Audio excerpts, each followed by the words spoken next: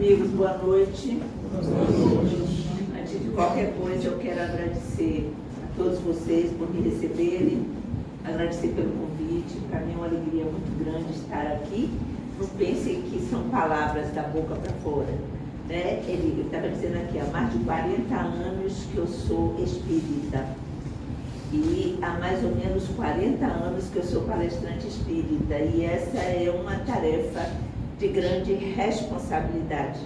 Né? Ser palestrante espírita é ser médium da doutrina, médium do Evangelho. Então, não é pouca coisa. Né? Então, vocês me propiciarem a oportunidade de realizar essa tarefa. Só me resta agradecer realmente e pedir a Deus e aos bons espíritos para que eu seja digna de desempenhá-la da melhor forma possível. E como o Edson disse, o nosso tema de hoje, falta e reparação.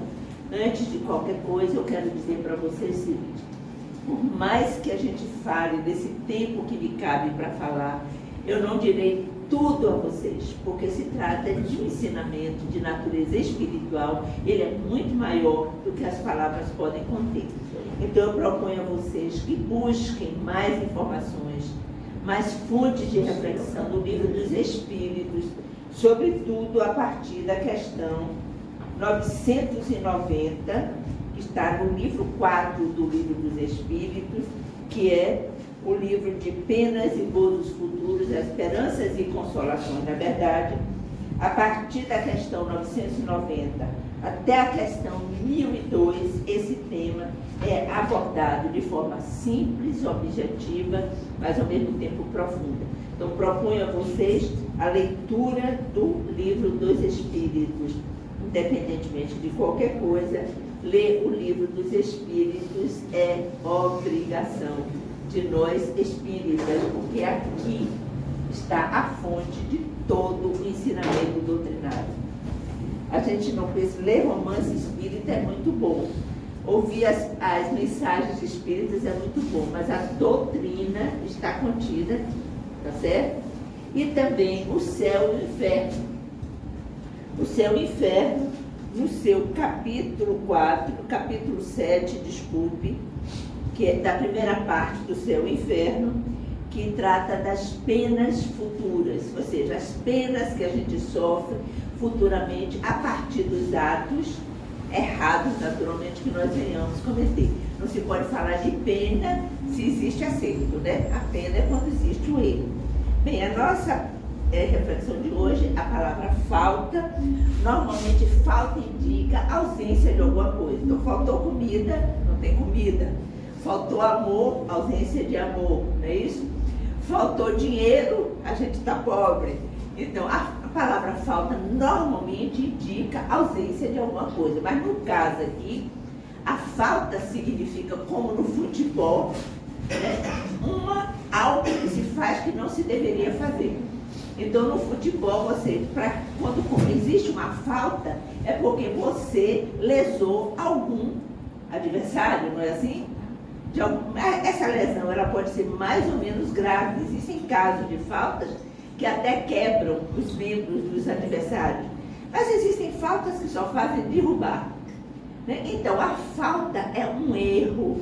A falta é algo que se faz que não se deveria fazer. Mas, em síntese, a falta, no caso, é violação da lei de Deus. Qualquer ato que a gente cometa, que seja a lei de Deus seja violada, então nós estaremos cometendo uma falta. E qual é a lei de Deus? No início daqui, na abertura, vocês viram a mensagem trazida para nós. Qual é o título da mensagem?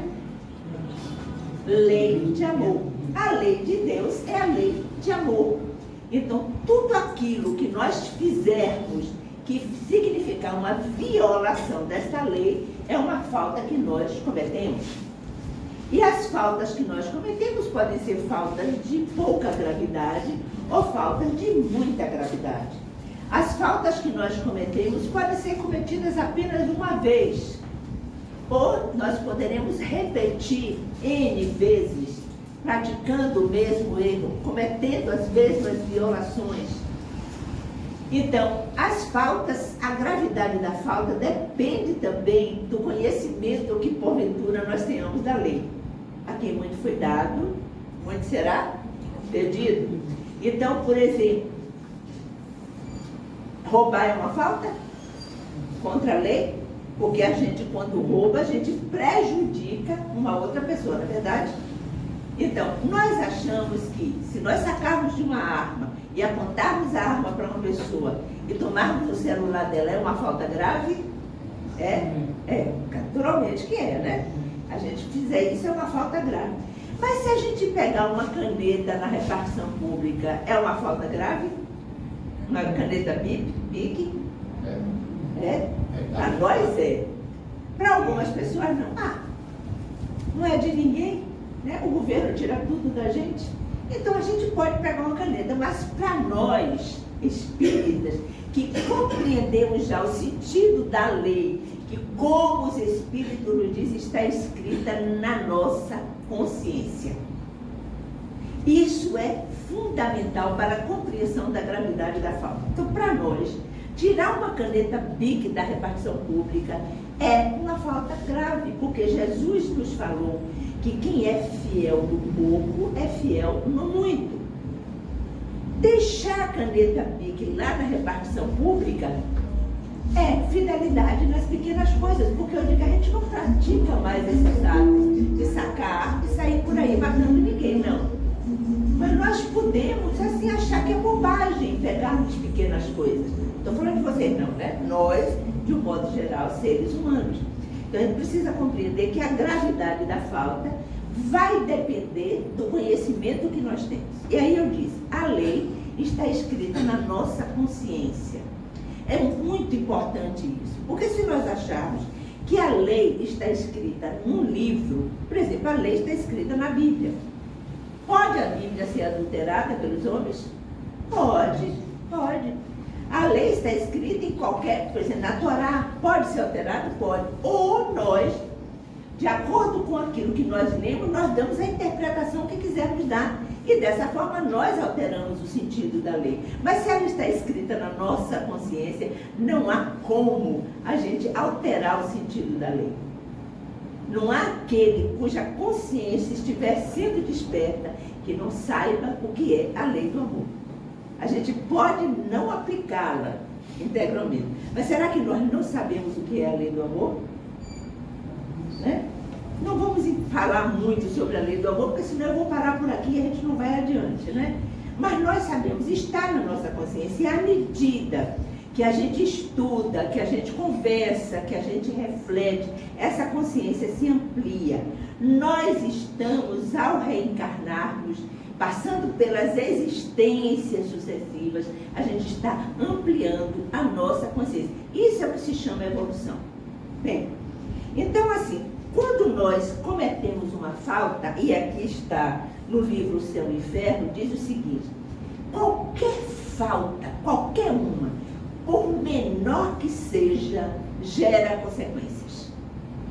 Se é falta, se é um erro, vai gerar consequências, que significa assim, a gente vai precisar de reparar o erro cometido.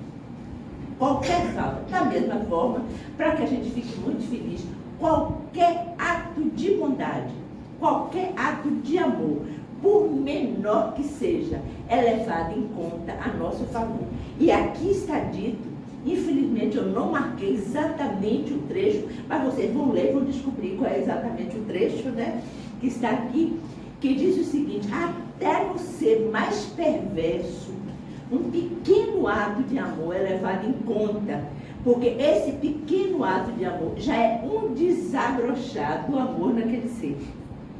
Qualquer ato de amor é levado em conta. Então imagine, quanto mais nós ampliarmos a nossa consciência e desenvolvermos a nossa capacidade de amar, tanto mais mérito nós teremos.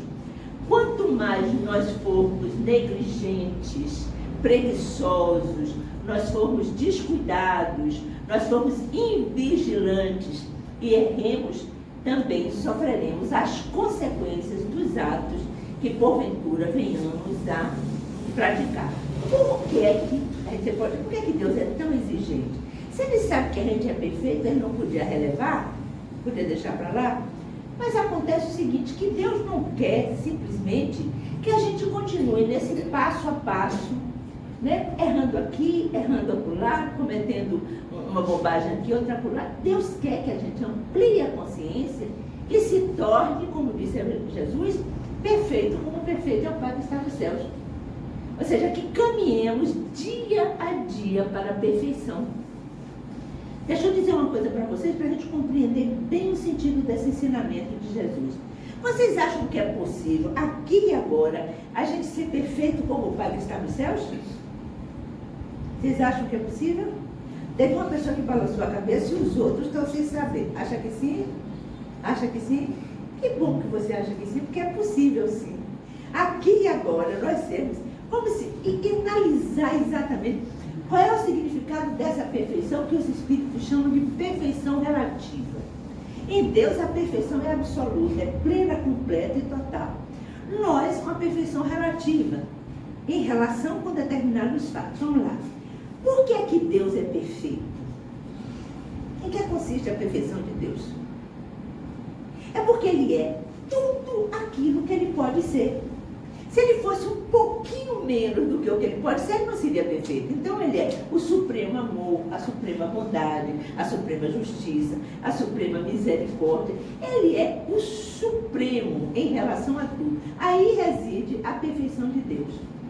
A nossa perfeição relativa significa o seguinte: se nós formos aqui e agora, neste momento, tudo aquilo que pudermos ser, e nós não podemos ser ainda supremos, mas podemos, como os Espíritos nos dizem, ser completistas, fazermos o melhor no nosso alcance, ainda que não seja o absoluto. A gente é perfeito naquele momento, em relação àquilo. É só a gente compreender que se a gente se entrega para fazer o que está ao nosso alcance, a gente é perfeito. Só que, como é perfeição relativa, cada vez que a gente faz alguma coisa tem que dar mais uns passos adiante. Bem, então vejamos, eu disse que tudo o que nós fazemos de mal, todo erro que nós cometemos, requer de nós a reparação. O que significa reparar? Como é que nós podemos reparar o mal que tenhamos cometido, o erro que tenhamos cometido? Eu assisti uma palestra por outro dia, assisti até metade e desisti, porque ele só falava de engano. Aí eu digo, a gente precisa dar nome aos bois. É erro, é mal, esse negócio de engano.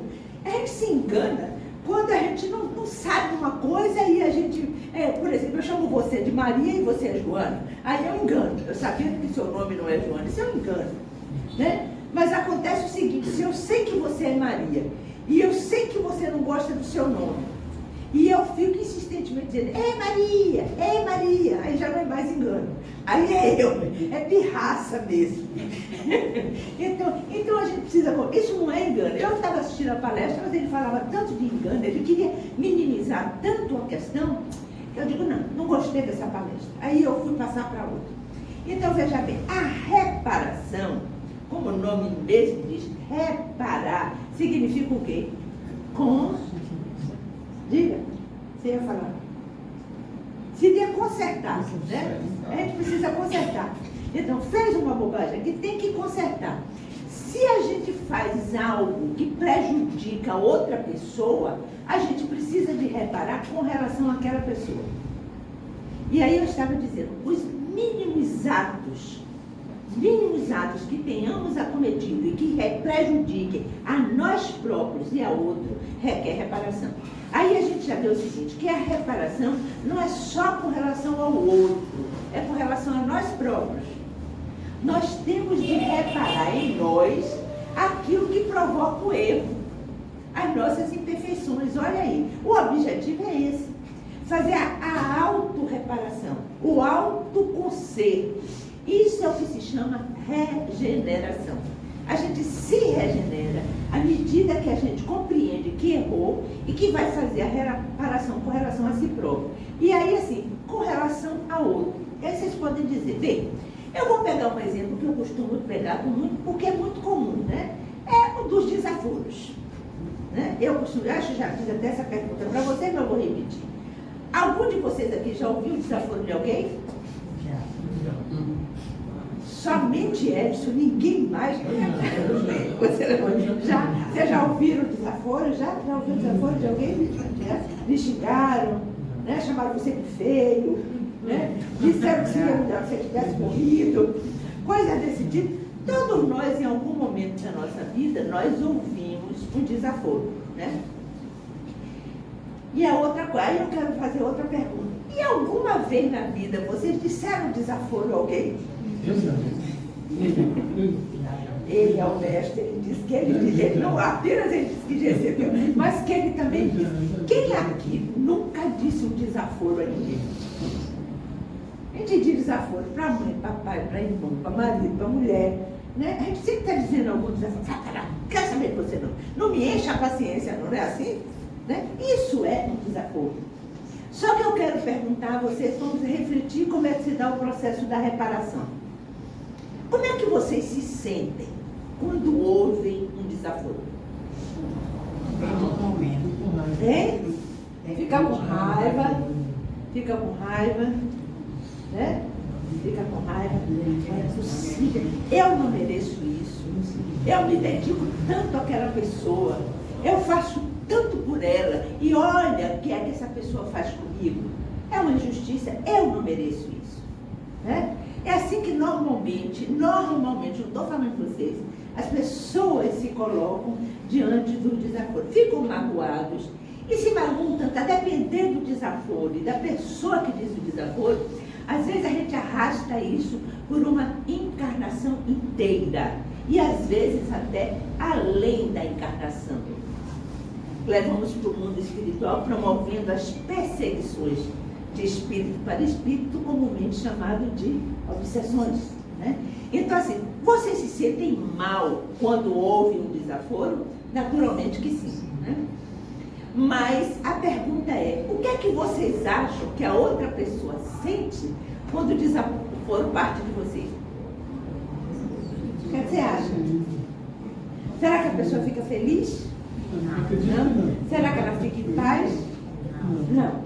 Veja bem, há determinados episódios que são muito interessantes. Hoje de manhã, quando eu estava indo para casa de oração, estava estacionando meu carro, eu tive que dar uma ré para estacionar. Só que, em princípio, eu não vi ninguém atrás. Eu não vi. Eu não sei se a pessoa passou, se ela estava no ponto morto. Eu sei que quando eu estava dando ré, não cheguei a encostar nela. Ela ficou alucinada. E aí começou a me xingar. Eu dentro do carro, sua branca mentira besta, sua isso, sua aquilo. E aí começou a me dizer um bocado de coisa. E começou a me irritar. Ela me disse um monte de desaforo, porque eu estava inadvertidamente, né, eu não percebi, né, dando ré, não cheguei nem a encostar nela, mas ela achou que eu estava dando ré de propósito, sei lá o quê.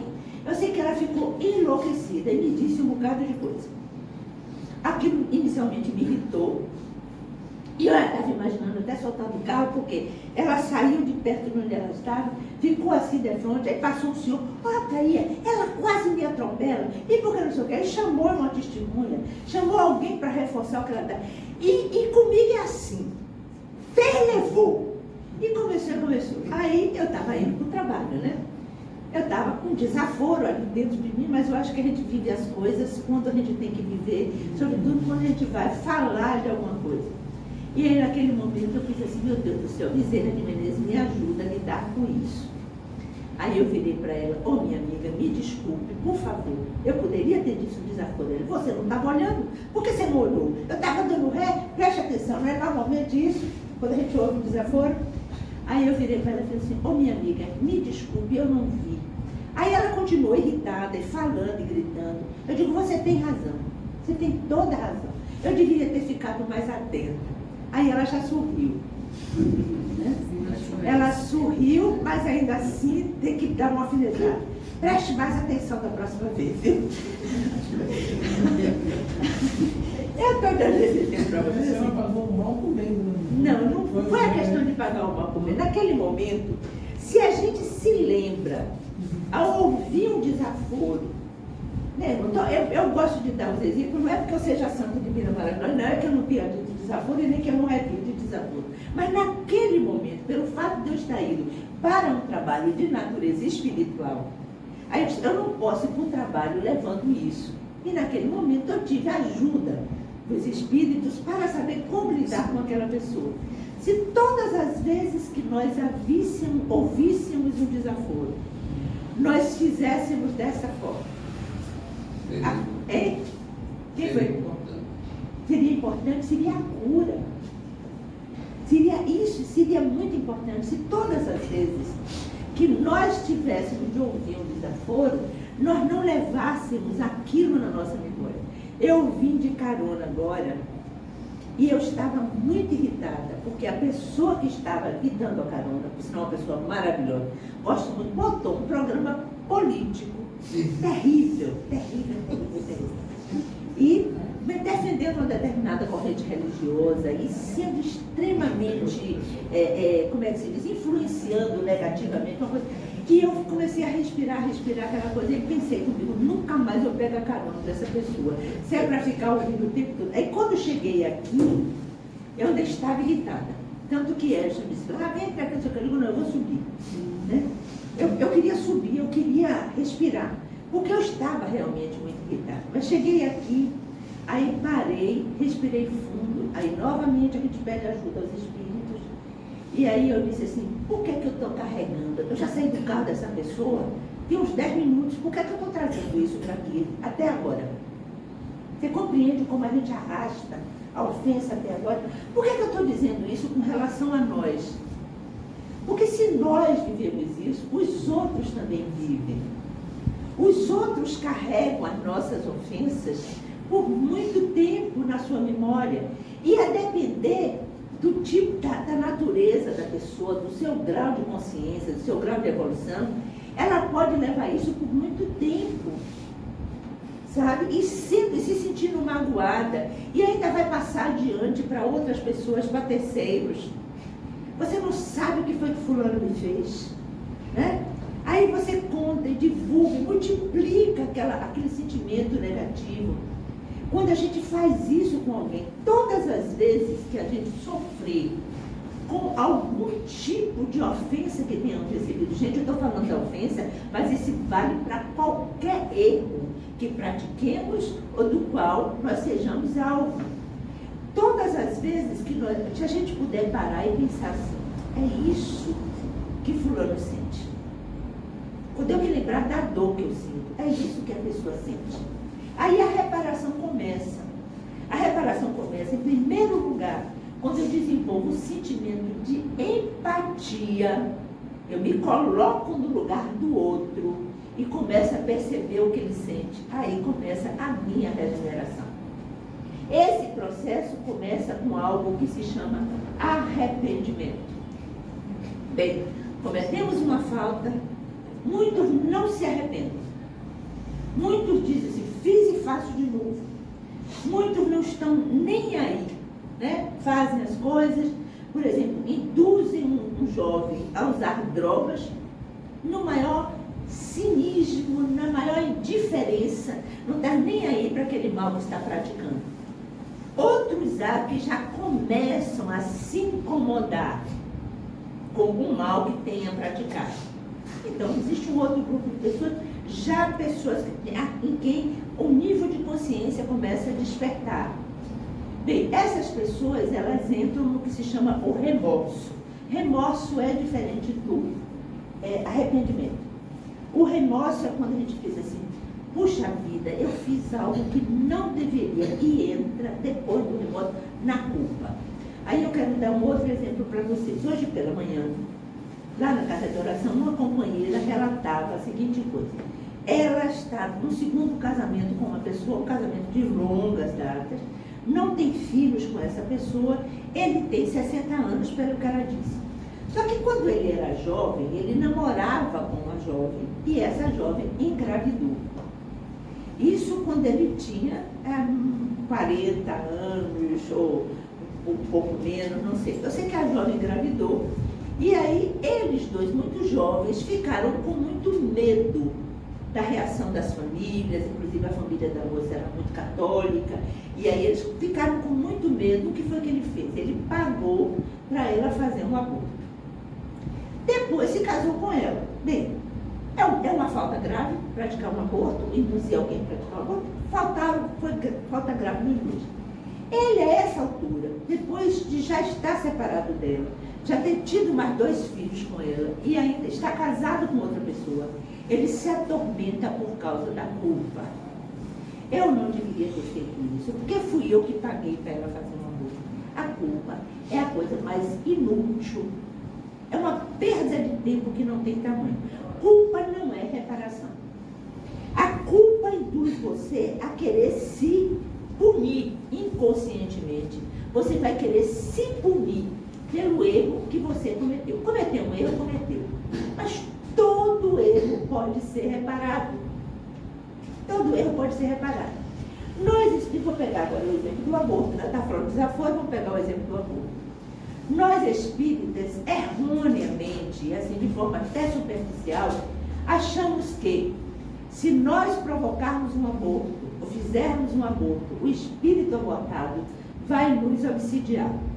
A gente passa por um processo obsessivo que pode não ter nada a ver com o espírito. Nada a ver. Muitas vezes o processo obsessivo vem por causa da culpa. Não por causa do espírito. O espírito pode já ter reencarnado. O espírito pode ser um espírito evoluído e que perdoa. O espírito pode ser assim: eu compreendo que eles estavam muito jovens, eles eram muito imaturos, estavam com muito medo e aí por isso fizeram o aborto. Tudo isso pode acontecer. Né? E aí vocês podem dizer: não foi, a obsessão não é uma punição decorrente do erro cometido. A punição vem autoimposta, nós nos impomos a punição pela culpa, que é inútil, é perda de tempo se culpar. Isso não significa que nós sejamos exibidos da necessidade de reparar-se. Nas religiões cristãs, de um modo geral, se estabelece o seguinte: você comete um erro, aí o que você faz? Procura um professor, procura um pastor e vai e fala do seu erro.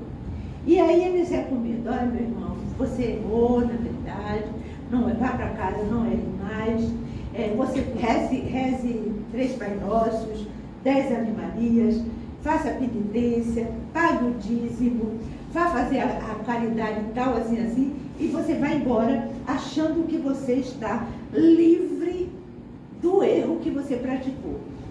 E isso, essa liberação que você tem, do ponto de vista religioso, faz com que você seja levado a repetir o erro. Porque você sabe que você vai voltar e novamente você, vou passar a mão na sua cabeça e vai ficar resolvido. Não é isso que os espíritos nos ensinam.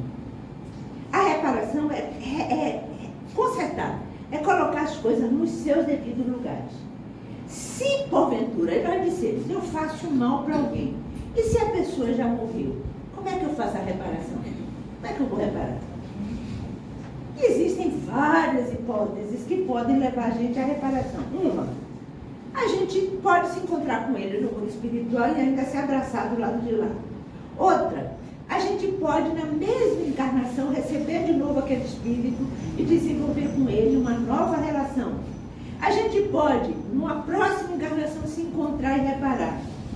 Mas a hipótese de que aquele espírito que foi magoado por nós, a quem nós fizemos o mal, tenha evoluído e não esteja nem aí se importando com os nossos erros, porque eles atingiram um nível de evolução tal que eles dizem assim: Pai, perdoa porque eles não sabem o que fazem, eles não sabiam o que fizeram. Não era assim que Jesus na cruz estava caminhando para a cruz? Perdoa. É ignorância. Foi por ignorância que fez isso. Foi pela falta de consciência acerca do erro. Isso pode... E aí não vai haver reparação? Vai sim. Em qualquer circunstância. Para que a gente restabeleça o equilíbrio dentro da lei, é preciso que a gente faça a reparação. É através da reparação que existe a regeneração, eu repito. É através da reparação que a gente cresce como espírito, que a gente se renova, né? Então a gente faz a reparação interna em se renovar, a gente se conserva internamente, né? E se predispõe, se mobiliza para fazer a reparação externamente, num outro nível de consciência.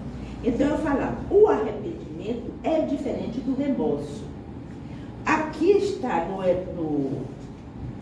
no livro Céu e Inferno, esse capítulo que tem o Código Penal da Vida Futura, são, na verdade, deixa eu dizer aqui para não falar errado, são, na verdade, 33 artigos dentro do Código Penal da Vida Futura, que vale a pena a gente ler. Então, diz aqui, uma condição inerente à inferioridade dos espíritos é não conseguirem termos a aprovação, acreditando o eterno. Acredita que a aprovação, que a punição é eterna. Bem, aí vem no item 16, no artigo 16. O arrependimento é o primeiro passo para a regeneração. O que é o arrependimento? É a consciência do erro. Eu compreendo que eu errei. Mas veja bem, é o primeiro passo para o processo de regeneração. Mas não basta por si só. Não basta você se arrepender. Porque muitas vezes, eu me arrependo tanto, eu não deveria ter feito isso. Aí vem, mas são necessários a expiação e a reparação. Sobre a reparação, já fiz algumas reflexões com vocês. A necessidade, então, entre o arrependimento e a reparação, no meio, entre um e outro, vem a expiação. A necessidade de expiar. Por que a gente tem que expiar? Não se arrependeu? Não compreendeu que errou? Então, por que a gente tem que expiar? Por que a gente tem? A expiação é o processo do sofrimento decorrente do erro. Todo erro, toda imperfeição gera sofrimento. Você não quer sofrer, não? Ande na linha. Ande de acordo com a lei. Siga a lei na medida das suas possibilidades. Seja tão perfeito quanto você puder ser perfeito. Então você não vai sofrer. Você vai viver com a consciência super tranquila. Mesmo que você esteja passando por um processo expiatório, mas você aceita aquilo como um presente de Deus para que você possa evoluir, para que você possa se purificar. Então surge a expiação. O que é a expiação? É um sofrimento que nós vivemos como uma consequência do erro praticado.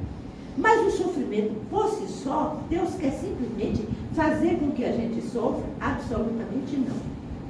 É preciso a expiação para que a gente se conscientize de que a gente não deve mais errar. Não deve mais violar a lei. É muito importante.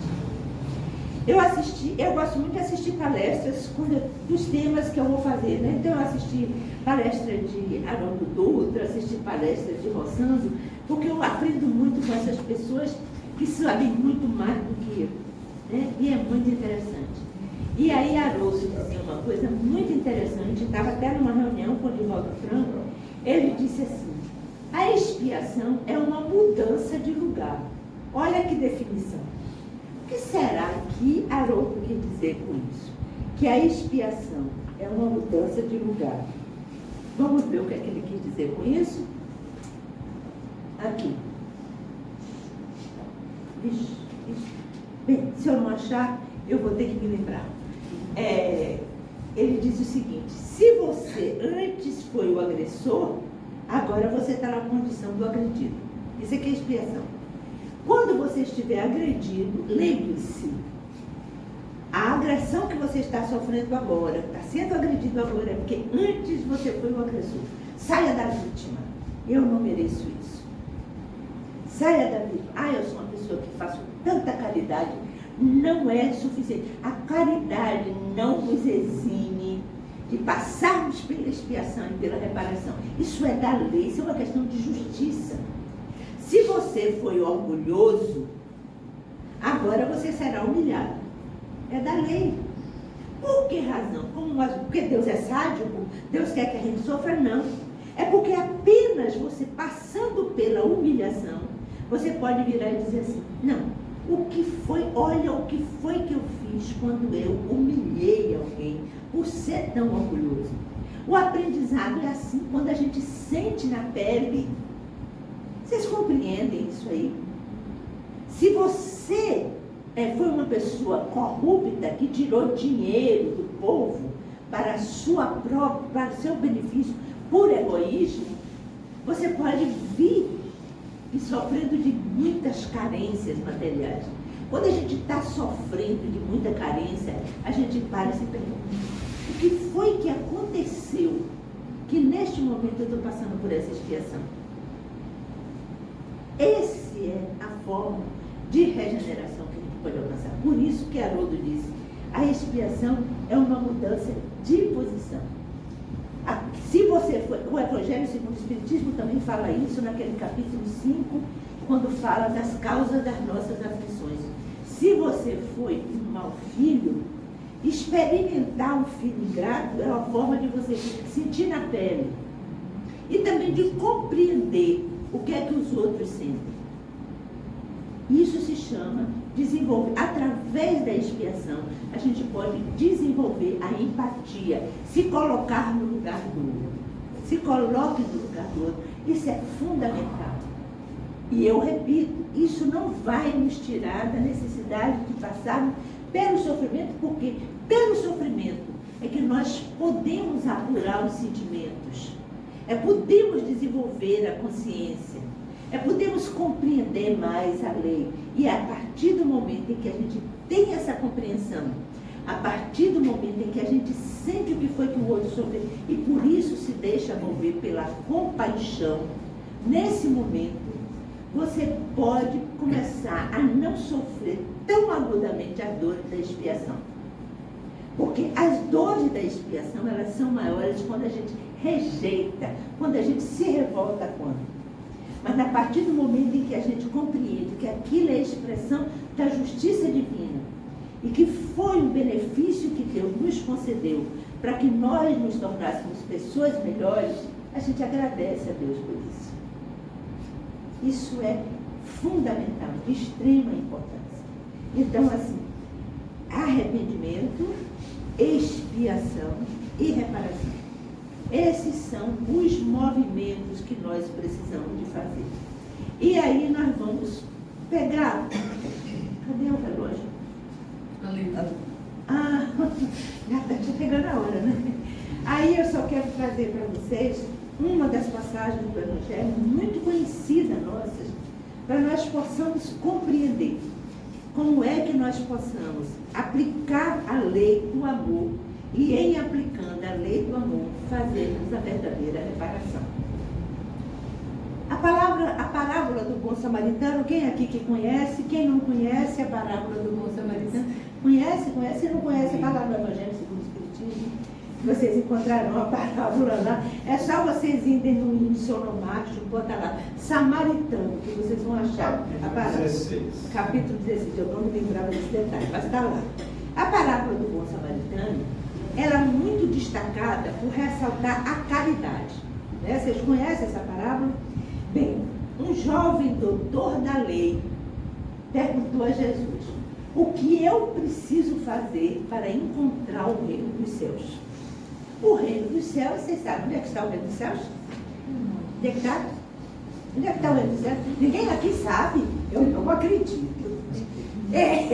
O reino dos céus, eu não gosto de botar o nós, não. Mas não é nós, não. Eu não gosto de botar o nós que dilui, dentro de nós. Dentro de nós você botar dentro de mim. Né? Você pode dizer o reino dos céus, porque Jesus disse isso. Vós sois o templo onde o Espírito de Deus habita. O Espírito de Deus está em nós. Ou seja, o Espírito da paz, da luz, da bondade, da harmonia, da justiça, tudo isso está dentro de nós. E aí vocês podem, mas se está dentro de mim o reino dos céus, por que é que eu não percebo? E muitos de nós, o reino dos céus está como uma mera semente. E dentro da semente, o que é que tem dentro da semente? Quando eu estou com a semente na mão, onde é que está a árvore? Dentro da semente, né? Claro. Potencialmente a árvore está ali, mas eu preciso oferecer condições para aquela semente germinar. Quais são as condições que eu tenho que oferecer? Terra, água e luz. As três coisas, né? A terra, se ela ficar sem água, ela será muito dura, muito seca, muito dura, muito rígida, né? E a semente pode até germinar, mas ela vai ficar fraquinha. Essa semente, essa terra dura, ela simboliza o nosso intelecto. Intelectualmente falando, quando a gente está cheio de conhecimentos, também está cheio de muito orgulho, muito empáfia, que eu sei tudo, que eu sei como é que é. Isso é igual um terreno duro, né? Sem a maciez que a água leva. É a água que amacia o terreno. Então a semente precisa do intelecto, que é o conhecimento. A semente precisa, nós precisamos do conhecimento. É por isso que eu sempre destaco que a gente precisa de estudar as obras básicas, tá certo? Precisa do conhecimento. Mas essa semente, ela tem que ser, essa terra, ela tem que ser amaciada pela água. O que é que a água simboliza? Que é mais fluido, que é mais leve? O que é que a água simboliza? Se a terra simboliza o intelecto, a água simboliza o quê? Você não sabe dizer, não digo. O coração, mas o que é o coração? Os sentimentos, as nossas emoções. Então, a gente precisa oferecer a semente do reino, o conhecimento e os sentimentos. A gente precisa sentir. Só conhecimento não basta. A gente precisa desenvolver as emoções pela proximidade. Só pela proximidade. A gente pode até adquirir conhecimento sozinho. Se tranca no carro, bota toda a biblioteca do mundo ali e vai ler e aprende tudo. Mas emoção, sentimento, você não aprende sozinho. Apenas no contato com o outro. E aí é por isso que Deus nos dá amigos, nos dá parentes, nos dá família, nos dá filhos, nos dá netos. Eu digo que os netos são a cura da minha alma, meus netos. Porque é uma coisa, eu me sinto toda macia por dentro. Né? Meu intelecto todo regado pela água. E a luz, que a planta precisa da luz, a semente, simboliza a luz da nossa consciência, daquilo que nós somos. Então a gente pode colocar esses três elementos. Então o evangelho está aqui, é como uma semente que a gente precisa da terra, da água e da luz. Compreende? Essas três coisas a gente precisa dar para que a semente do reino, que está dentro de nós, germine, cresça, se torne uma árvore que dê frutos. Então, aí um jovem perguntou, o que é que eu preciso para ter o reino dos céus? Qual foi a resposta de Jesus? Quem já leu a parábola aqui sabe qual foi a resposta de Jesus. O que é que precisa para ter o reino? Hein? Não foi essa daí. Como era o doutor da lei que estava fazendo a pergunta, Jesus devolve a pergunta para ele. Qual é a lei? O que diz a lei? O que diz a lei? Está escrito na lei. E qual é a lei? Não é? A primeira lei qual é? Amar a Deus. A gente sabe, está vendo? Se eu puxar, escrever vocês dizem. A primeira lei é amar a Deus acima de todas as coisas. E a segunda, que é semelhante à primeira. Qual é a segunda lei? Amar o próximo como a si mesmo. E aí surge a questão da gente se aprofundar sobre isso. Vocês acham que é fácil amar Deus? Hein? Não é, não. É muito longe, é muito distante. É uma coisa assim, como é que a gente sente despertar esse amor por Deus? Não tem problema nenhum. É só lembrar da segunda lei, que é igual à primeira. Se você cumprir a segunda, você ama Deus. Qual é a segunda lei? Amar o próximo como a si mesmo. É fácil amar o próximo? Amar não significa simplesmente ter afeto, né? A gente tem afeto por muita gente e magoa muita gente, porque a gente tem afeto, né? A gente despreza, a gente magoa, a gente se afasta. Então, na verdade, não é tão simples como a gente gostaria que fosse. Ainda mais amar a si próprio. O que significa amar a si próprio? Vamos continuar então com a parábola, para que a gente possa entender, senão eu vou passar a noite toda aqui só nessa parábola. Aí Jesus diz, né? Aí o jovem vira para Jesus e pergunta, quem é o meu próximo? A intenção do jovem era uma pegadinha. Quem é o meu próximo? E aí que Jesus conta a parábola. né, de um homem que foi vítima de salteadores, estava na beira da estrada, passou. Jesus pega, né, eu estou alinhavando a parábola. Jesus pega figuras muito simbólicas, o sacerdote, aquele homem responsável pela religião, pelos cultos religiosos. Aí o sacerdote viu o homem caindo na estrada, continuou. Aí veio o outro, que era o levita, que era o responsável pelos serviços e foi escriba, responsável pelas escrituras e tal. Olha, também segue adiante. E por último veio o samaritano. É muito simbólico o samaritano, porque para o judeu, o samaritano é uma espécie de inimigo do ponto de vista religioso. Os judeus viviam muito em função da religião. E quando houve a divisão das tribos de Israel, e ficou a tribo dos judeus e dos samaritanos, os samaritanos adoravam Deus no Monte Garizim. E os judeus adoravam Deus no Monte de Jerusalém. Aí tem até aquela figura simbólica da samaritana que pergunta a Jesus: onde devemos adorar Deus? Que é que ele responde: em espírito e verdade. Não importa se é em Garizim, se é em Jerusalém, se é no centro espírita, se é na rua, se é no centro de Umbanda, de Candomblé, não importa, desde que seja em espírito e verdade. Seja sincero, que é algo que venha do teu coração. Então vamos lá, ele pegou essa figura simbólica que aí ele passou a simbolizar. Ele é o símbolo da caridade, aquele que vai, que socorre o homem, que leva o homem para uma estalagem, que paga para que ele seja tratado e que ainda ficou de botar depois. Assim, tem todos os detalhes que eu tenho que passar adiante. Bem, e aí o homem deixa lá no final. Aí Jesus pergunta ao doutor da lei: quem foi o próximo do homem ferido? Olha a pergunta, vamos ver a sutileza dessa pergunta para aquilo que a gente está colocando aqui, que é a prática, a fidelidade à lei do amor. A pergunta do jovem foi: quem é o meu próximo? Quem é o próximo de nós? Quem é o próximo? Vocês são meu próximo? Vocês são meu próximo? A família é meu próximo? Né? Vizinhos são meus próximos, colegas de trabalho são meu próximo, todo mundo é meu próximo, não é verdade? Mas a pergunta de Jesus, olha aí: quem foi o próximo daquele homem? Aquele homem era o próximo, mas o sacerdote não estava próximo dele. O escriba não estava próximo dele. Quem esteve próximo dele foi o samaritano. A nossa pergunta é: nós sabemos quem são o nosso próximo? Acabei de perguntar a vocês. E nós estamos próximos dessa pessoa? Esse é que é o X da questão. Esse é que é o X da questão. Veja, de quem eu estou próximo? Olha que coisa maravilhosa. É que é essa pergunta que Jesus fez. Aí o jovem responde: aquele quem por ele teve misericórdia. Estar próximo é ter misericórdia pelo outro. Ter misericórdia pelo outro, quando está próximo do outro, ter misericórdia pelo outro, é colocar em prática a lei do amor.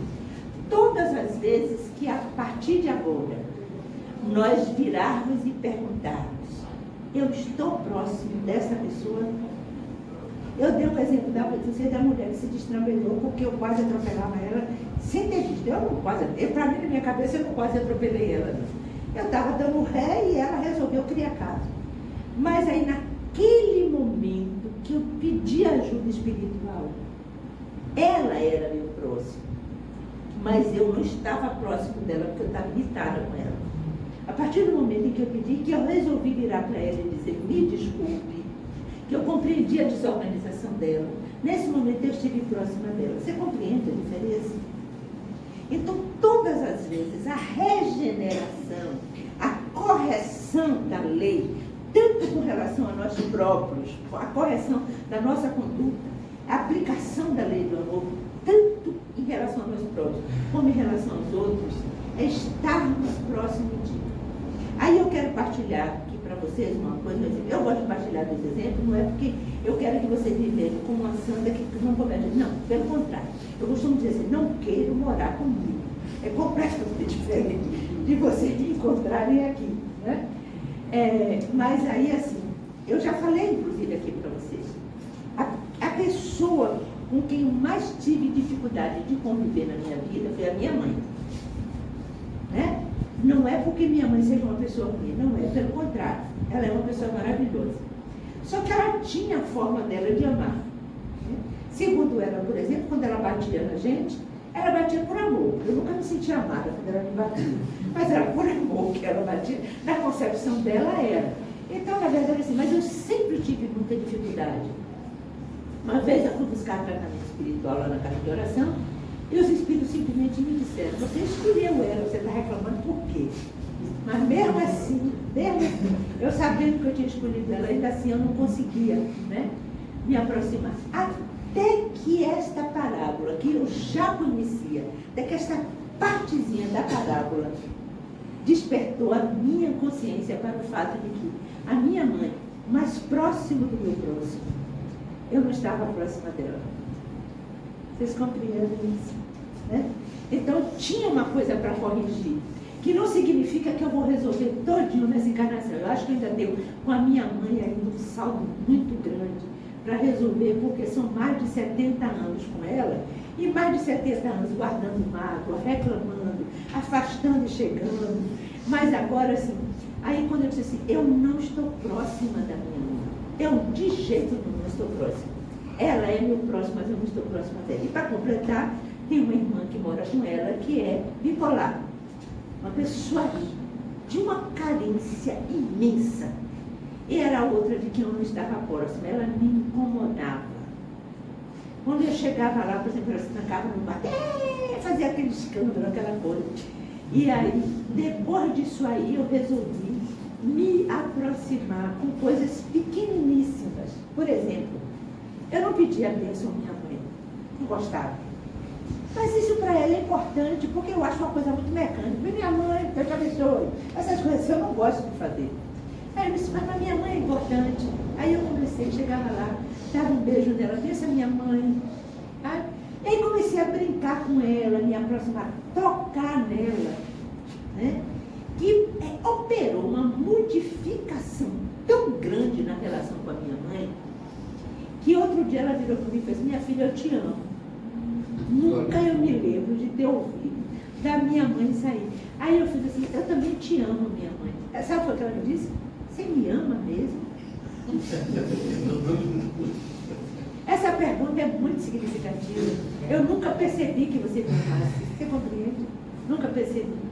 E a minha irmã, meu Deus do céu, nem falo da mudança da minha irmã, que vai para a porta me receber toda sorrisos e me abraça e me beija, por causa desse movimento de ficar próximo. Foi o que aconteceu? Uma reparação. Né? Uma reparação. Um nível de consciência que o Evangelho nos ajuda a fazer isso. O Evangelho é o condutor da nossa vida, para que nós realizemos todas as modificações necessárias e que precisamos. Não adianta a gente pegar uma mensagem inteira e ler e não trazer a devida, não fazer a devida reflexão. Estão compreendendo isso? Então, assim, vocês querem reparar erros do passado? Não fiquem fuçando esses erros. Está no passado. Faça o seguinte, aproxime-se, abra o seu coração para aquele que você acha que você magoou. Abra o seu coração para aquele que você acha que você prejudicou. Abra o seu coração. E nesse momento, nunca é tarde para você dar amor. Nunca é tarde para você praticar o bem. Às vezes a gente fala em praticar o bem, praticar ato de caridade, da cesta básica. Isso tudo é importante, gente. Mas muito mais do que isso é assim. Fique próximo, chegue junto, tenha misericórdia por aquela pessoa. Né? Porque isso vai lhe fazer um bem enorme. Você não sabe com que alegria eu conto essa minha experiência para vocês. Tá certo? E agradeço muito que possa isso trazer mais consciência para vocês. E que vocês se tornem cada dia mais cristãos, melhores, mais reparadores e mais felizes. Porque vocês estão aqui para isso, para aprender e ser felizes. Boa sorte para vocês e muito obrigada.